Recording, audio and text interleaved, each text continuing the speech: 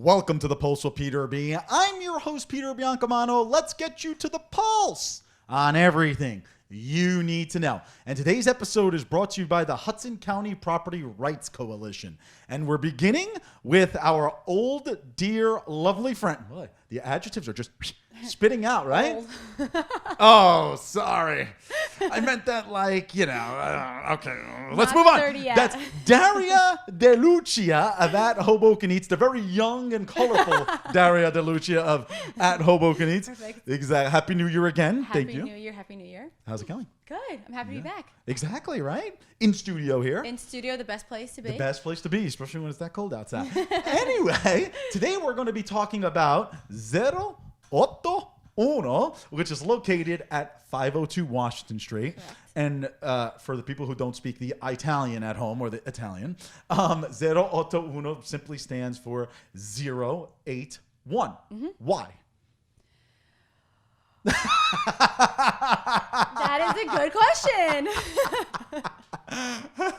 I'm gonna have to take a video of myself telling you guys why it stands for that. Do you know? No idea. But am I blushing because my her face is red? I can feel it getting hot. I had to set her up for that. Actually, you know what's funny? I did ask the owner one time why, and he basically did not have a reason why. Okay. So that was me so setting you up. So you set me up for totally failure. Set you Imagine up. I came up with this whole elaborate something. And I was going to be like, Derek, you would have been lying then. Anyway, so Derek, there are so many pizzerias in the city of Hoboken. Yes. I mean, and 081 is not just strictly a pizzeria, correct? Correct. They have a full pasta menu. They have like a main entree menu, which consists of like a couple. They have veal saltimbocca. They have like a bronzino. So they have a couple seafood. I think a mixed seafood dish as well. So they have a nice little mix of everything. But they do. The second you walk into this very tiny and quaint little restaurant, the first thing you see in the back is the pizza oven. So they make fantastic Neapolitan style pizzas. Excellent. Thank you. So now you Neapolitan style, and again, you can get that in many different places. Yes. Do you believe that their pizza is a little different than others, like the Napolis and the Grimaldis of the world? Yes. So just the style of it, obviously, being like Napoli's doesn't serve that type of pizza, but they are bringing a little bit. It's super authentic, and I know I've said that before about Italian restaurants and Italian pizzerias in Hoboken, but I will have to say, do a very, very good job with their pizzas. For example, we took my mom there for her birthday one year. My dad's birthday's a week later. He hates double restaurants. He's like, we got to wait a couple of weeks to do this. We can't go back to back. He liked it so much. My dad's a chef. We went back there for a second week in a row, and he ordered the exact same pizzas. Ralph getting the props here tonight. Ralph getting the props. Ralph giving the kudos. It was 1 week later. 1 week later. Wow. For his birthday. Okay. Yeah. And the pastas are very eclectic. Like you're not really going in there for your traditional like penne vodka, Alfredo sauce type of dishes. They might be on the specials once in a while, but one of my favorites is their raviolis. Mm-hmm. It's like a spinach sauce with pistachios in it. Wow. Really, really, really good. They have a pappardelle truffle pasta. Very, very. So it's very different. Very different. Yeah. It's so interesting though, because now you have these other restaurants like Sorellina, which of course you made pasta in the back of that. We'll put the clip right here underneath just to bother our editor Greg. That do make their own homemade pastas, but still, the other restaurants are finding ways to make their own twist to it. Correct? Yes, correct. They have a seafood pasta, which might be a little bit more traditional, but they add their own flair to it, which you can appreciate. They also, their pizzas are a little bit different. So they have kind of an extensive menu. So they're not just serving like your traditional, like, margarita or pepperoni. They have a really good sausage pesto pizza as well. So they have one with mushrooms and truffles. So they really try and make them as eclectic as their pasta dishes, which is very appreciated because standing out in Hoboken, to stand out amongst the Hoboken restaurants with that type of cuisine is very difficult. Absolutely. And you mentioned this a little earlier in the segment, but you spoke about how it's a very small, quaint place, correct? Super small and quaint, yeah. And it's funny because, of course, during the COVID days, you walk by there and literally their tables are like right in the way on the sidewalk. Yeah. So reservation is highly recommended, I'm assuming. Highly recommended. And it's even indoors. I mean, I haven't eaten inside during quarantine or during this COVID pandemic, but the tables are right next to each other. They're right next to each other. But what's nice though is you go in and the owner, I believe he's always there. Right. He is so friendly. He kissed my dad on the forehead for his birthday. Like he is just so happy to be there and serving you and giving you like his passion. And it's fun to go in there. You feel like you're going to a family member's house for dinner. Was it over the mask or no mask? This was not quarantine. This was a couple years ago. I had to ask. This I was had to like ask. pre-COVID There's times where that pre-COVID wasn't times. weird. I bet you he's not kissing many people on the forehead these days. But yes, he is a very, very nice Very guy. nice guy. So now, I believe they don't have a bar, correct? No bar. No So bar. BYO. So BYOB, Yep. which people love that. People love that, especially when you're on that block in Hoboken. You have quite a few BYOB restaurants. You have a couple sushi places. You have Zero to Uno. Churritos is right there. Across the street, there's a couple of more like the fast casual I restaurants. think Karma might be across the street, correct? Yep. Karma Yep. Cafe is right there, and then you have the cheesesteak place across the street. There's a couple like That's faux faux places across the street as well. So Exactly. it's that block right there is kind of bustling with a lot of little restaurants. So it's fun to go, and you can. Exactly. And amongst you the also crowd. have East LA on that block. East So if you LA want is some right there. margaritas Yep. before your dinner while you're waiting for a table at Zero to Oh, Uno, 100%. Yeah. You get- yeah. I have It's a the most feeling- like eclectic block for different types of restaurants. And I also think. have a feeling Dario has been to East LA for a little pregame margaritas. I actually was only there one time, Oh. and it was a post game with my fiance, who was not even my boyfriend at the time. Oh. We didn't date for another year and a half later. But apparently, men, if you're looking for love, apparently East LA is where it LA. Exactly. Or women. Yeah, You and know, you we're get equal opportunity here. You get those margaritas are very strong, but I don't want to take away from Zero. I don't know. That is too fun. And look at that. She's now fiance with Matt. It worked. All right. Is Zero, please. They also have a brunch menu. Oh, we didn't talk about that. Okay, they great. launched it during quarantine. Gotcha. So I did eat there. I believe it was over the summer. They had just launched it, and it's a nice little range of menu items. They have avocado toast. They have purgatory eggs. They have a pasta dish. They have like an omelet as well on the menu. So they kind of give you a little bit of variety of all of their dishes. They have a really good 2 or 3 sandwich options. I had one with like prosciutto, mozzarella, roasted Nice. peppers, arugula, some pesto on focaccia bread. So fantastic. Oh, great. That sounds fun. Okay, so is it a good date night spot? Zero Auto Uno is a good date night spot. Or is it more families? Because I do see a lot of families there. I think it's good for both. I definitely would say you should go there on a date.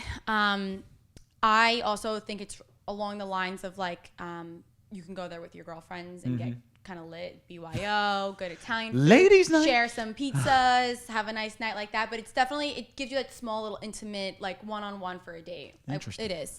And it's relatively new. It's probably only like 2-3 years old. Yeah, if a I'm couple not years mistaken. old, yeah. Yeah, I mean, and And of they course, came in and were crowded instantly. They came in and killed it. I noticed that. Yeah. Yeah, it's amazing. And again, with the saturation of pizza markets, I feel like in Hoboken, you have to have your own unique twist to it, and Zero Auto Uno does that. 100%. Desserts? Traditional, like tiramisu, some gelatos, things like that. Yeah. Yeah, traditional as traditional could be. Well, Yep. Daria De Lucia of At Hoboken Eats, thank you so much for joining us. Get over to Zero Auto Uno. Have some margaritas at East LA down the block earlier. Yep. And then you're going to have a good night, apparently. Apparently. I mean, who knows? Daria maybe was talking from experience. Who knows? Anyway, thank you so much. And we will hope to see you in the next few weeks. Absolutely. All right. Folks, when we come back, we will be joined by a very special guest. You're not going to want to miss it. We will be right back. My story is a New Jersey story, and it all started right here on Anderson Street in Raritan Borough, where my parents owned a bar and restaurant and raised their family. I'm Jack Chittarelli. Jersey's where I started and built 2 successful Main Street businesses, creating jobs and opportunities for fellow New Jerseyans. It's where Melinda and I raise our 4 children. This is my home, and yours. But New Jersey is broken. You know it, and I know it. And we're going to fix it together. Every one of us has our New Jersey story. As governor, I'll work hard every day to ensure that our children and their children can write their own. Hey, everybody, here it's Frank Rosner guest hosting for Peter B. on The Pulse. And of course, as always, my guest is Josh Sotomayor. Josh? Einstein. Oh, yes, the genius. All right, Josh. No relation. Oh, well, you could tell. Anyway, I was about to say I want you to host as opposed to guest host, but I think I changed my mind, or you just changed my mind. guest host, whatever you want to call it, I'm hosting for Peter B. So here we go, Josh. So what's your take on the latest stuff that's going on in Hudson County, specifically Hoboken, if you will? Well, Pacifically or Atlantically, I think in All right. Hoboken, It's been a long day. we're definitely building up to an exciting mayoral race that'll happen in November.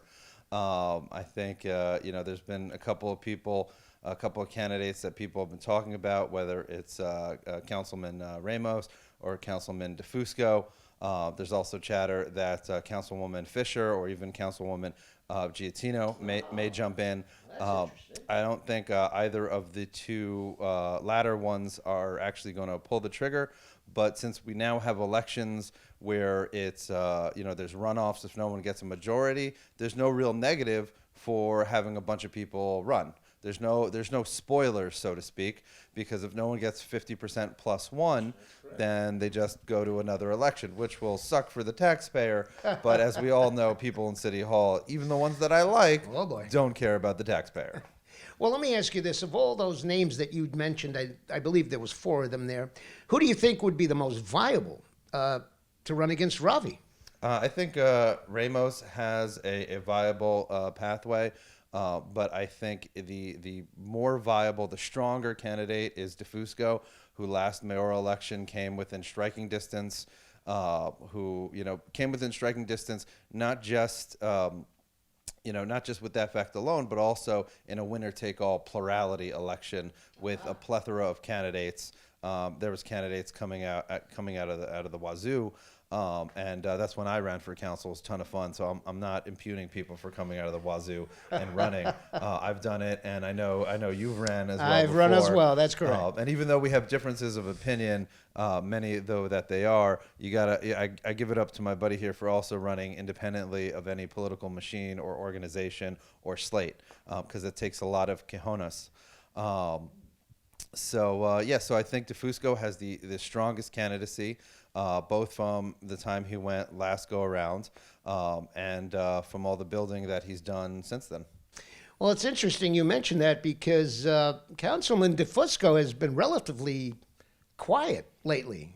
Oh, yeah, last couple So months. is this for a buildup that he's going to prepare? Is he just going to boom it out there? I mean, what's your perception of that? I mean, I think politics and life, I know my activism, whether it's in the Jewish community or in conservative and Republican circles. Surprise, if you watched the show before, you should know I'm conservative or a Republican and a Republican. My activism has gone through waxes and wanes. You need to be able to take a break sometimes and spend quality time with loved ones, with family, and just to center oneself. So I definitely think there's enough time between now and November for a candidacy of DeFusco or even Fisher or Giattino or anybody that wants to run to build up.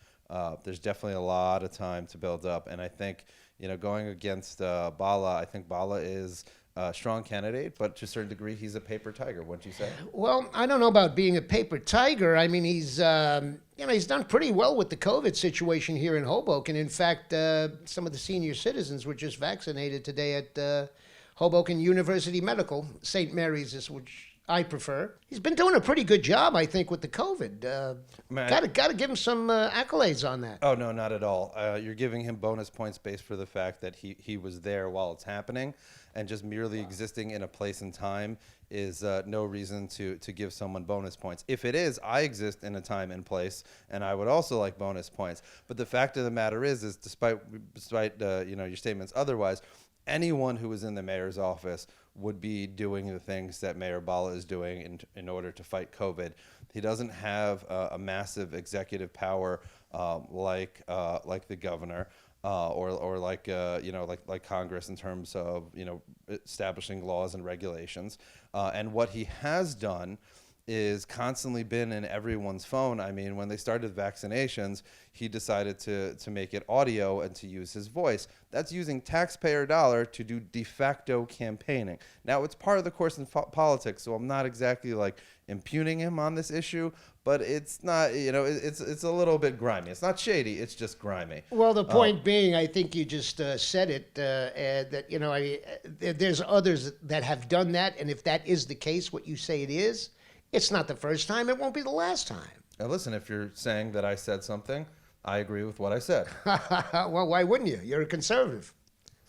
This is true. True facts. But it's interesting you say that, because I mean, just the fact that Ravi was there, so he's either a victim of circumstances or he's controlling the circumstances. Oh, he's definitely not controlling.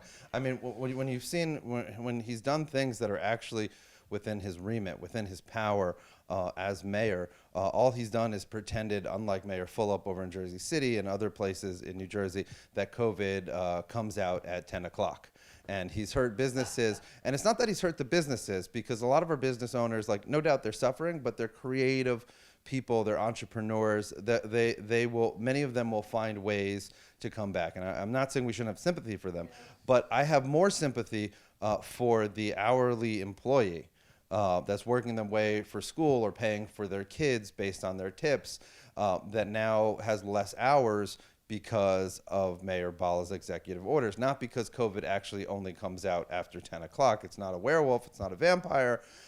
You have to a certain degree when it comes to COVID measures, especially out of the Bala administration, you have a certain amount of theater and you have a certain amount of, well, it was going to happen anyway.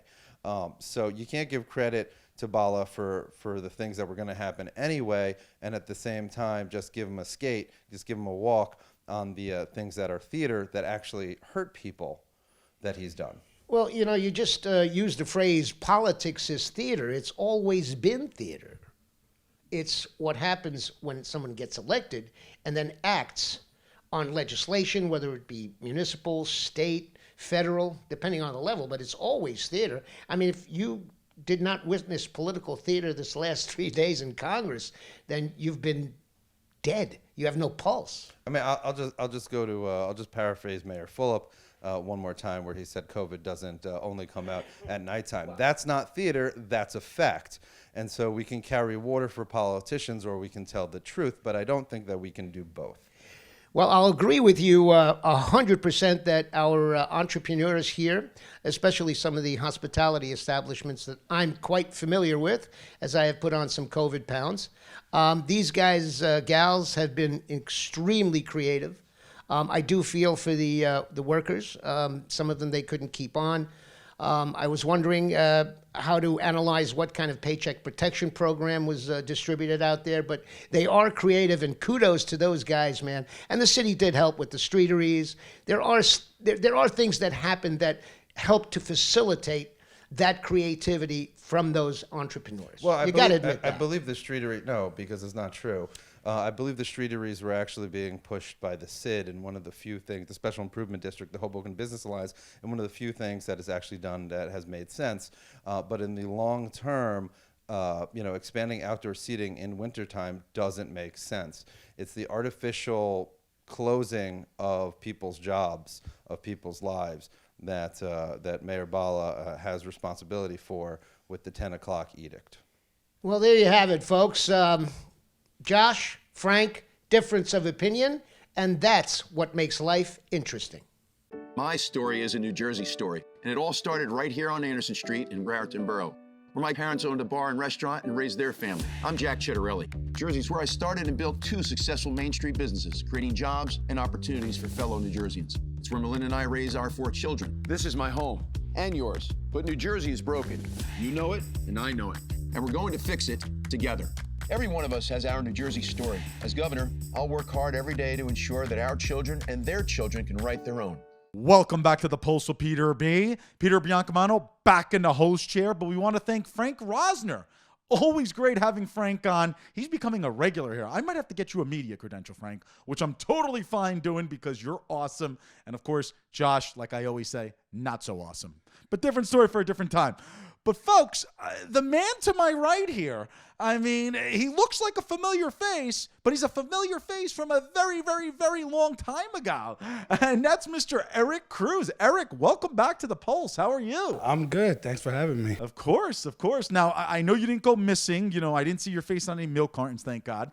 But it's been like over 2 years. We hope that you're doing well. And I'm sure you're excited to be back on North Jersey's premier cable access show, Yeah, correct? absolutely. I'm really excited to be here, to be honest with you. talking sports is my thing. So I missed it, and I'm glad to be back. All right. We're glad to have you back. We really, really are. So, of course, we have reached the divisional round of the NFL playoffs. And for those of you at home, I'm sure you remember Eric was one of our sports insiders years ago. So he's coming back, jumping into the chair and talking sports again. So we have reached the NFL divisional playoffs. 4 marquee matchups this weekend, 2 on Saturday, 2 on Sunday. We're going to focus on the Sunday ones because it's Sunday today, and that's when we're airing, right? And why don't we begin with the AFC matchup? Of course, the defending Super Bowl champion, the Kansas City Chiefs, Patrick Mahomes, largest contract ever in all of sports. All of sports? I believe so, yeah. I believe so, because I know baseball. I think $500 million. So. That's all of sports. Just give me $1 billion. I'll be fine. I'm sure you'll be absolutely. fine with that, too. Taking on the Cleveland Browns, or as I like to call them, Baker's Brownies. So, everybody, of course, is harping on the Cleveland Browns bandwagon because of what they did to the Steelers last week. I'm not sold. I think Kansas City is going to whip them. Yeah, Thoughts? well, I think Kansas City is going to beat them pretty good too. What they did against Pittsburgh, they got a lot of help from Pittsburgh. They created a lot of turnovers. The game starting with the snap over Big Ben's head. So the Steelers gave him a couple of breaks.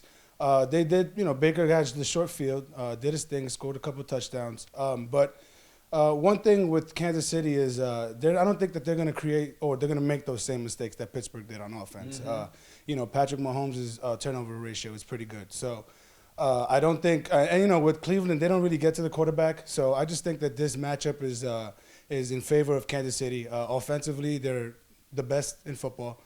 And Cleveland defensively, they've been middle of the pack. Like I said, they don't get to the quarterback, give up big plays. So I think this right here, I think Kansas City is going to go in there and pretty much dominate from start to finish. I mean, right. And Kansas City had the bye week last week, which is important. I mean, they're well rested and all of that. Just so funny with Cleveland. I mean, Kevin Stefanski. Yeah. Well, he wasn't on the sideline, right? I mean, and it looked like they were a pretty well coached team from wherever Kevin was coaching from. Correct? Yeah. I mean, they did a lot of uncharacteristic things, to be honest. They're not really a turnover team. And they created 4. Big Ben threw 4 interceptions. And like I said, the first turnover going over Big Ben's head.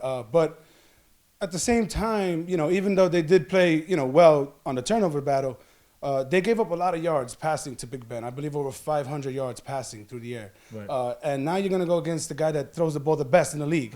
So, it's if they can create those turnovers again, then yeah, I think they have a really good chance, especially with their running game with Chubb and Kareem Hunt. But I don't think that Kansas City is going to make the mistakes that Pittsburgh made. Absolutely. And by the way, there was some chirping, as I like to call it, Eric, chirping that when Patrick Mahomes gets this big contract, he was going to take a step back. Yeah. Well, did that happen? He's only 24 years old. So, I mean, at that point, he's only going up. And they paid him what he's going to be worth. So exactly. They got it out of the way and well deserved. Absolutely. Yeah, absolutely. All right, I know you've mentioned this over and over again, but I'm going to put your back against the brick wall. Or I think we have the Hudson River behind us right now. Kansas City all the way? Yeah, Kansas City all the way. Yeah. So you have a score for me or no? I believe it's going to be about a 31 to, I would say, 17 game. 31? Okay. It's not big as far as the point differential, but I just think Kansas City overall throughout the game is going to handle them pretty well. Gotcha. All right. Eric Cruz, you heard it here first on the Pulse, folks. All right. And that means, of course, the seasoned veteran in Andy Reid beats the young guy in Stefanski. Yeah, and I give, Stefanski, I give him a lot of credit. He kind of just came in there and changed the culture of the Browns, and they're going to be exciting to watch and going forward. But I think their season ends. But the old man's going to take it, and Andy Reid. I think old so. men. And don't tell them I said this because they're in much better shape than I am. They're probably 10 years older than me. Why don't we talk about the NFC matchup between Drew Brees' New Orleans Saints and Tom Brady's, or Tampa Bay, as I like to say, Tom Brady's Buccaneers. I mean, we were talking before we went on the air here about how the Saints kind of dominated the Bucs in both of those games. Do you see that happening again? To be honest with you, I don't see really where Tampa Bay is going to turn it around against New Orleans. Mm-hmm. And it is Tom Brady, and every time I pick against Tom Brady, it never goes well. I don't think I've beat him yet. But I mean, But you didn't pick Washington over him last week. I did, and I Oh, thought, goodness. you know what, I did, and to be honest with you, when you, it was actually closer than a lot of people thought. Right, Piggybacking right. off of that game, exactly. You know, Right. Heineke is not Drew Brees. Well, Drew Brees isn't him athletically, but he's a cerebral assassin. He's going to go in there and he's going to throw the ball around. He's going to pick you apart. And you know, with Alvin Kamara in the backfield and his weapons, including Taysom Hill, Jared Cook, that offense is, and they've been together for a couple years now. Right. So it's not something that they threw together. This is a well-oiled machine, and they did it twice throughout the year, week 1 and 9, and I think they're going to do it again this week. Yeah. It's so difficult beating a team 3 times in 1 year, though. Wouldn't you agree with that? Yeah, it is. It's tough, and especially again, like I said, it is Tom Brady, but it's tough to do it just because there's so much film, and there's so much study that goes into it. So, and they're divisional rivals, so there's so much that goes into it, game plan wise, that it's hard to do it 3 games in a row. But to me, the way New Orleans plays defense, physical, they turn the ball over. They get to the quarterback and they confuse you. They blitz this. They blitz a lot of off their secondary, and just again, like that's really one of the biggest reasons why I see them beating Tampa, because Tampa with Tom Brady, Antonio Brown's been playing phenomenal. Of course, Gronk, Godwin, and Evans, but I don't see them really running the ball well against New Orleans. Top 5 in defense against the run, and I don't think that Tom is gonna be in much rhythm against these DBs with Jenkins and Lattimore. Those guys are all experienced guys, and like I said, the Saints have been playing for a few years And together would now. you say the biggest weakness on the Tampa Bay Buccaneers is probably their defense, correct? The Tampa Bay Buccaneers defense, yeah. I mean, the biggest weakness, I would say, it's their defense is. I mean, I would say there is their defense. They just don't get to the quarterback much. They blitz a lot. So it's a D-line. Yeah, Right, well, right. and they blitz a lot. That's just And their that's style. weird on a Bruce Arians team because he's such a defensive-minded coach, right? Well, Bruce Arians is offensive Offensive guru, minded, I'm sorry, but yeah, yeah. they have Todd Bowles, who that's who what I was, meant to say. It's the who was defensive his coach for a long Correct. time, and he, Right. so I just and that's just their style on defense. It's aggressive. They go after the quarterback. They get him. They go after him. But Drew Brees is so good. He's so accurate, and that camaraderie he has with his receivers, his running backs, Taysom Hill coming in there throwing a little curveball into the offense. I think they're going to be a little bit too much for. So you're taking Tampa. New Orleans. I'm taking New Orleans. Back against the wall, you're taking New and look, Orleans. and if it doesn't work out for me, I should have again learned my lesson and not bet against Tom Brady, because he's going to be the guy that gets it done if they win it. All right. Well, Everett Cruz, thank you so much for joining us again. By the way, a score for that game before. Again, No. these games are going to be close. This one's going to be close. I think this is going to be like a 31-23 type of game. Okay. I see a score here in this game. Yeah. Anyway, well, thank you so much. Welcome back. We hope to have you on in future shows if you don't go missing for 2 years. No, I won't. I promise. I'll try not to. Eric Cruz, ladies and gentlemen. Follow him, please, at his Instagram handle. We'll put Yes. that right underneath. All right, folks. Today's show is brought to you by the Hudson County Property Rights Coalition. Visit their website for more information. We'll put that on the bottom of your screen as well. I'm Peter Biancamano. Join us next week for The Pulse on everything you need to know. Have a great week, everybody. Take care. I'm Jack Chitterelli. Jersey's where I started and built 2 successful Main Street businesses, creating jobs and opportunities for fellow New Jerseyans. It's where Melinda and I raise our 4 children. This is my home and yours. But New Jersey is broken. You know it, and I know it. And we're going to fix it together. The Pulse with Peter B. is a proud partner of Eyes on NJ.